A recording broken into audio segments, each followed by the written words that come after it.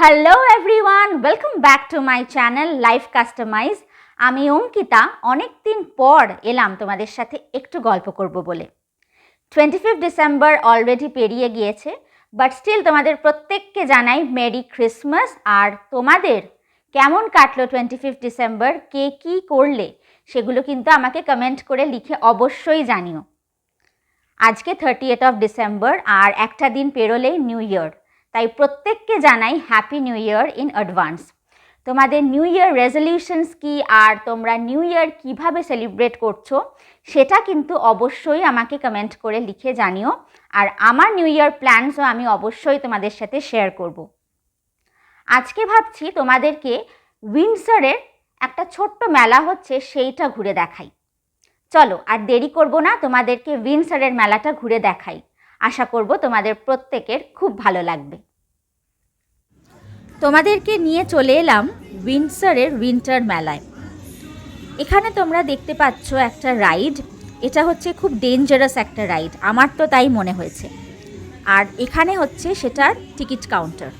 আমার রাইডস চড়তে কিন্তু বেশ ভয় লাগে। তোমরা কমেন্ট করে লিখে জানিও যে কাদের তোমাদের ভালো লাগে আর কাদের বেশ ভয় লাগে আমার মতো। এটা আরেকটা রাইড যেটা হচ্ছে ক্রেজি ক্যাটারপিলার। আর আমরা গিয়েছিলাম এখানে 25 ডিসেম্বরের কদিন আগে। সেই দিনকে খুব যে একটা ভিড় ছিল তা নয়, তবে বেশ ভালো ছিল মেলাটা। ওদিকে দাঁড়িয়ে রয়েছে অভিষেক আর তার এদিকেই রয়েছে বাচ্চাদের চড়ার আরেকটা রাইড। তোমরা আশপাশটা দেখে নাও।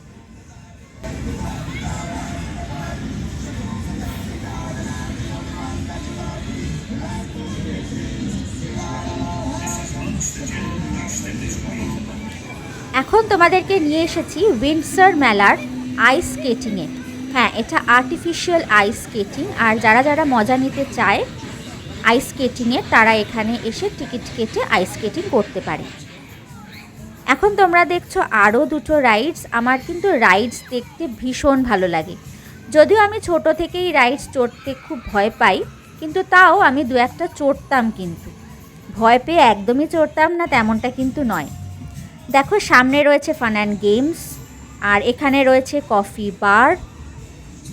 দেখো কফি বারের পাশের যেই দোকানগুলো সেগুলো খুব সুন্দর সাজিয়েছে। আর মাঝখানে দেখতে পাচ্ছ এই দুদিকে যে রাস্তা আর স্টলসগুলো লাগানো হয়েছে তার মাঝে উইন্ডসর ক্যাসেলটা দেখা যাচ্ছে। ভীষণ সুন্দর লাগছিল দেখতে। আমার ডান দিকে কি কি স্টলস আছে সেইগুলো দেখাই চলো। এটা হলো ক্যান্ডি কিংডম, আর এখানে সব ধরনের ক্যান্ডিস পাওয়া যাচ্ছিল, যেমন ললিপপ থেকে শুরু করে টফি সব কিছু। আচ্ছা, এটা হলো ভীষণ ইন্টারেস্টিং। এটা একটা ক্যাফে যেটা তৈরি করা হয়েছিল মেলার মধ্যে, এবং দেখতে পাচ্ছ ভেতরে অনেক লোকজন খাওয়া দাওয়া করছে, মানে স্ন্যাক্স আইটেম সবই পাওয়া যাচ্ছিল, বার্গার, চিপস, ফ্রাইজ সব।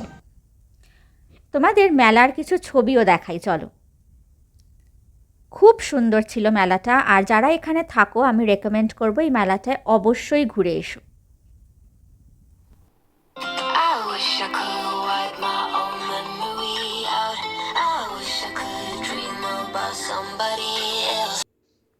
এটা হলো আমার বাড়ির ক্রিসমাস ট্রি।